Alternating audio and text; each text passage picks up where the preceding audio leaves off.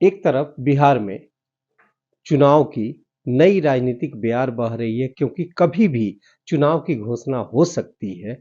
वहीं दूसरी तरफ एआईएमए के प्रमुख ओवैसी साहब ने ढाका विधानसभा से एक हिंदू कैंडिडेट का नाम ऐलान कर दिया है, जिसके बाद पूरे जिला ही नहीं पूरे बिहार में हलचल सी मच गई है।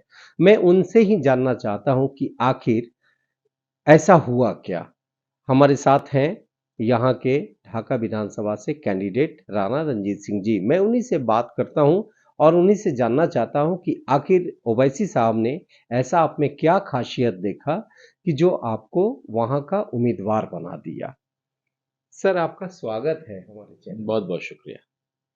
जी, ये बताएं कि आखिर ओवैसी साहब में ने आप में क्या ऐसा देखा कि आपको कैंडिडेट भी बना दिया और आपकी राजनीतिक पृष्ठभूमि जो रही है वो आपके स्वर्गीय पिताजी सीताराम बाबू इतने दबंग और साथ ही इतने मिलनसार राजद के विधायक सह कैबिनेट मंत्री रह चुके हैं, लेकिन आप आज ओवैसी के पार्टी में सम्मिलित हुए हैं, क्या कारण है? देखिए, मेरे पिताजी ने जो सियासत किया उसमें मुख्यतः दलित, मुसलमान और राजपूत, इन तीनों का जो है पिलर सबसे मजबूत था, लेकिन सभी समाज को लेकर के चलने का प्रयास उन्होंने किया।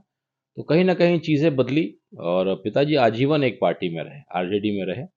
लेकिन परिस्थितियाँ ऐसी हुई कि हमारे भाई साहब दूसरी पार्टी में चले गए, जिसकी वजह से कहीं न कहीं जो मुस्लिम समाज के लोग, मेरे पिताजी के ज़माने से मैं देखता था जब मैं छोटा था, तो कई ऐसे लोग जो आते थे बराबर उनका आना-जाना कम हो गया और पिताजी ने जो एक बड़ा बगीचा बनाया था उसमें एक अ, आधा जो हिस्सा है बगीचे का वो कहीं न कहीं फूल जो है हमसे दूर होता चला गया। तो उसको लेकर के हम लोगों मेरा था कि सियासत में अगर आना है तो सबको लेकर के चलना है। तो ये हम लोगों का था कि सेक्युलर पार्टी में हम लोग जुड़ करके काम को शुरू करें और लोकसभा का चुनाव लड़ने की मेरी इच्छा थी। मैं जनसुराज से संगठन के रूप में जुड़ा हुआ था, लेकिन उस समय वो पार्टी का रूप नहीं लिया था और इसलिए वो चुनाव नहीं लड़े। तो एआईएमआई ने मुझे मौका दिया। जब मैं इस चुनाव लड़ा इस पार्टी से तो लोगों को लगा कि शायद मैं केवल चुनाव लड़ने आया हूँ, चुनाव हारूँगा तो भी चला जाऊँगा, जीतूँगा तो भी पार्टी बदल लूँगा। लेकिन उसके बाद मैंने उसी शिद्दत से, उसी ईमानदारी से मैंने अपने सब्र को रखते हुए पार्टी में निष्ठा से मेहनत किया और आज मेरे सदर असदुद्दीन ओवैसी साहब से लेकर के हर एक एमआईएम का सिपाही का विश्वास जीतने का काम किया और जो ढाका का जो जलसा था, जो रैली था, और एक ऐतिहासिक भीड़ दूसरे बैरिस्टर के रूप में एक हमारे मोहनदास करमचंद गांधी जी चंपारण आए थे और दूसरे बैरिस्टर असुद्दीन ओवैसी साहब आए थे जिनको बराबर जो है मुस्लिम समाज खास करके दलित समाज खास करके सुनता है और सदन में जिस तरीके से हर मजलूम की आवाज़ को उठाते हैं तो लोग उन पे गर्व महसूस करते हैं। पाकिस्तान के खिलाफ उन्होंने आकर के जो दहाड़ा, मुसलमान को हमेशा अपना जो है देना पड़ता है कि परिचय कि भाई मैं भी देशभक्त हूँ, उनको साबित करना पड़ता है। एक ये अच्छी बात तो नहीं कहेंगे, लेकिन एक मुस्लिम होते हुए, बड़े मुस्लिम नेता होते हुए जिस तरीके से पाकिस्तान का करारा जवाब उन्होंने दिया, उसको लेकर के ढाका में बहुत बड़ा उत्साह है और न केवल मुसलमान, हिंदू समाज के भी लोग बड़े खुश हैं कि भाई यही हमारा खूबसूरती है, यही हमारा सेकुलर हिंदुस्तान, खूबसूरत हिंदुस्तान। सर, पिछले चुनाव में आप 2024 के चुनाव में लोकसभा के चुनाव की भी तैयारी कर रहे थे। आपने ओवैसी साहब की पार्टी से भी चुनाव लड़ा था, लेकिन पहली बार आप राजनीति में कदम रखे थे। बल्कि आपका पूरे परिवार की बात करें तो वो स्वर्गीय सीताराम बाबू की बात हो तो वो दबंग और राजद के सबसे समर्पित कार्यकर्ता के रूप में इतने दिनों तक बिहार का प्रतिनिधित्व भी किए। आपके भाई साहब राणा रणधीर सिंह ने बिहार सरकार में बीजेपी के मंत्री के रूप में भी कार्यकाल अपना काम किया, लेकिन आप ओवैसी की पार्टी में आखिर जनता जानना चाहती है क्यों? देखिए, सीताराम बाबू एक बहुत ही प्रतिभाशाली व्यक्ति थे और जो जो बड़ा परिवार उन्होंने बनाया था, हर समाज, हर वर्ग का लोग, मुझे लगता है कि हम एक भाइयों का बस का वो नहीं था।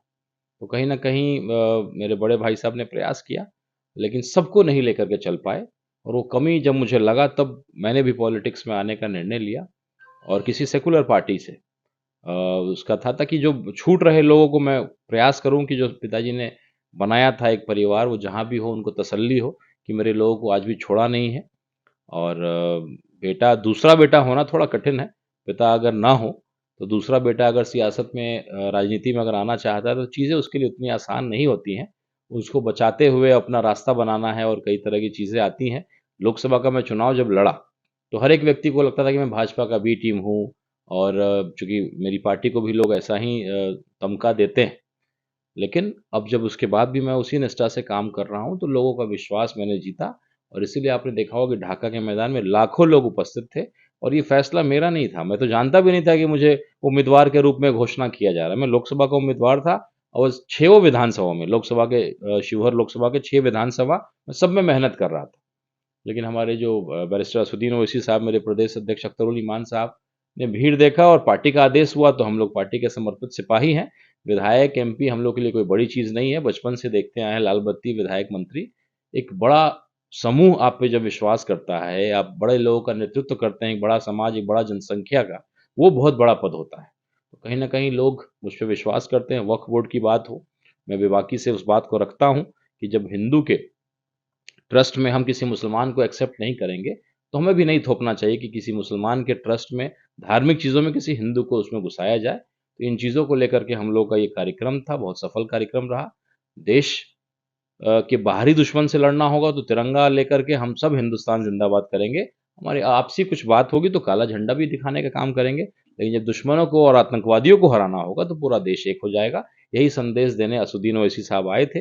एक जिहाद शब्द जिसका अर्थ लोग अक्सर गलत निकालते हैं, वो समझाने आए थे, और आतंकवाद के खिलाफ ओवैसी का जिहाद कार्यक्रम में जो है तिरंगा साफा पहन करके उन्होंने पाकिस्तान को उसकी औकात बताई कि तुम्हारा देश कितना कमज़ोर है भारत से, तुम्हारे पास कोई हथियार नहीं कि तुम भारत को हरा सको। केवल हिंदू मुसलमान करके तुमने सोचा, और धर्म पूछ करके जो है हमारे कश्मीर में हमारे भाइयों को तुमने जो मारा, और ये सोचा कि पूरा देश हमारा बर्बाद हो जाएगा आपस में लड़ करके। तो ऐसा हमारे जैसे लोग हैं, हम लोग ऐसा कभी होने नहीं देंगे, और उनकी मंशा को हम लोगों ने हराने का काम किया है। आखिरकार स्वर्गीय सीताराम सिंह के पुत्र ने ये मान लिया कि उनकी विरासत को ये संभाल सकते हैं, यानी राणा रंजीत सिंह। आप राजद से गठबंधन करेंगे क्या? देखिए, हमारा दरवाजा खुला है, लेकिन हम गरीबों की पार्टी से कौन गठबंधन करेगा। 5 विधायक हमारे थे, 3 और होते तो पिछले बार सरकार किसकी बननी थी वो हम तय करते, और इस बार आप देखिएगा 60 सीटों पे लड़ेंगे, कम से कम 25 विधायक हमारे होंगे।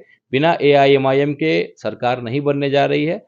हम लोग अपने मेरे जैसे एक कैंडिडेट को घोषित किया गया है आने वाले समय में। नरकटियागंज से लेकर के सिकटा से लेकर के बाजपट्टी से लेकर रामनगर से लेकर तिरहुत में लगभग 48 सीट है, उसमें से हम लोग 15 से 20 सीटों की घोषणा करेंगे, और सीमांचल मिलाकर के, मिथिलांचल मिलाकर के 60 सीटों पे हम लड़ेंगे।